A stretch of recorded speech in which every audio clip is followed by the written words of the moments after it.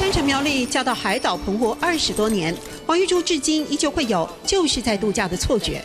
虽然我没有在度假，可是我自己也感受到度假的感觉。我天天都可以去海边游泳，天天都可以来这里，人家还要花时间、花飞机票，我都不用，我天天都在度假这样子。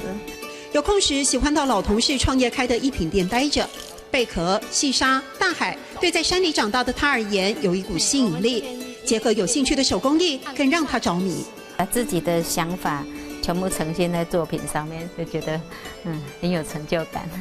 做起来有兴趣耶。做起来有兴趣嘅，起碼嘅都享樂，比什麼都快樂。比乜嘢都快樂。快乐也来自快速适应环境的融入能力。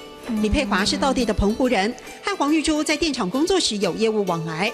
对如同大姐般的黄玉珠印象特别好，她就是很照顾人的，她没有那种上司的架子，很好客，对人也很友善的，客家人的那种友善，应该是这样讲。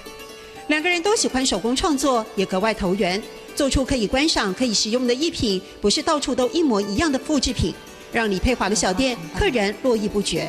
现在的人就是想到就艺术这个区块，他后面在那边没有用，然后我们就拿来创作。客人很喜欢你自己做的东西，因为他也不希望他到去逛街的时候看到大家都是一模一样的，所以我们就尽量做我们自己的风格。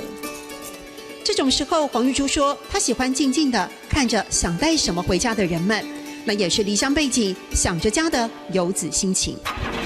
上课喽！做起家有兴趣嘅，比乜嘅都快樂。做起家有興趣嘅，比乜嘅都快樂。謝謝鐘宇老師。